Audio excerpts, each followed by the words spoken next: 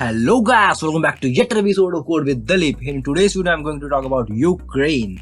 This country located in Eastern Europe, ये second largest country है after Russia in continent. इसका capital कीवा है. भाई लोग ये सब तो आप जानते ही होंगे, तो चलो डालते हैं एक नज़र इसकी हिस्ट्री पर.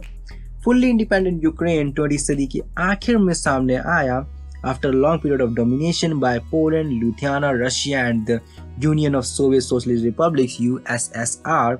यूक्रेन 1922 में सोवियत संघ का सदस्य बन गया था और after a long period of time 1991 में सोवियत संघ से फ्रीडम हासिल की.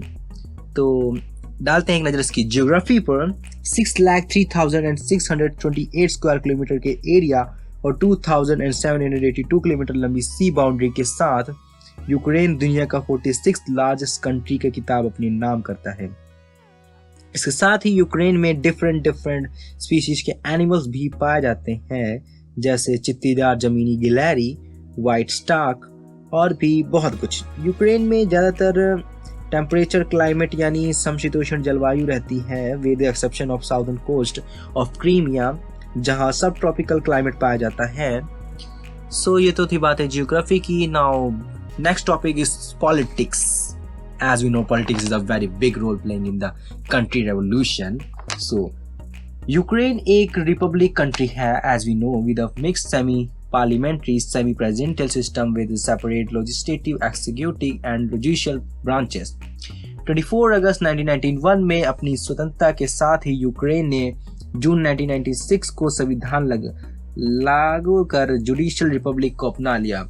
हालांकि 2004 में इसमें कई संशोधन किए गए जिससे इसके झुकाव संसदीय प्रणाली की ओर बढ़ गया. हालांकि इसका विरोध सारे देशों ने मिलकर किया और यूक्रेन कोर्ट ने 30 सितंबर 2010 को सारे संविधान में किए गए संशोधनों को खारिज कर अंत में 1996 वाले संविधान को अपना लिया.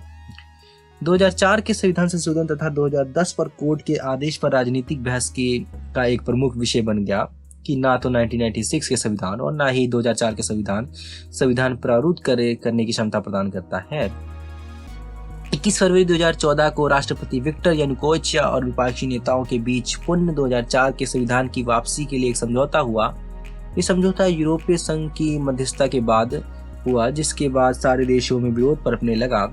नवंबर 2013 में शुरू हुए हिंसक झड़प 1 वीक तक चला, जिसमें कई प्रोटेस्टर्स मारे गए.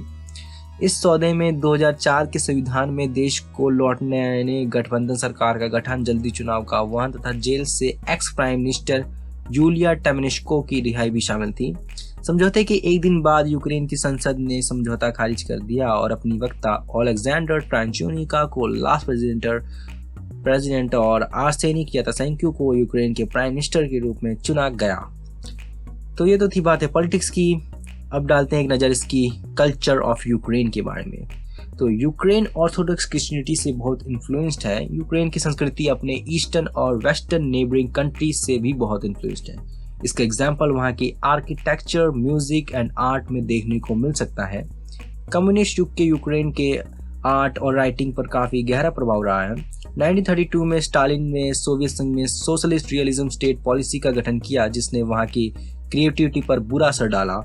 1980 के दशक ग्लासनोस्ट पेश किया गया और सोवियत आर्टिस्ट और राइटर्स फिर से खुद को अभिव्यक्त करने के लिए फ्री हो गए. Easter egg, this is a very famous term की ट्रेडिशन जो कि वहाँ पेंसिकी के रूप में जाना जाता है, यूक्रेन की जड़ों में बसा हुआ है. यहाँ पर रंग बिरंगे ईस्टर एग बनाए जाते हैं जो कि वहाँ के ट्रेडिशनल विरासत हैं. गाइस, आपको नहीं लगता हमें यूक्रेन जैसी कंट्री से काफ़ी कुछ सीखना चाहिए? लाइक वहाँ के लोग कितने ज़्यादा मिलजुल कर रहते हैं, हम भी ऐसे ही मिलजुल कर रह सकते हैं, बस वो रेड कलर का बटन प्रेस कर दो. So guys, if you like this video don't forget to subscribe my channel. With that's it guys, code with Dalip signing off. जय हिंद, जय भारत.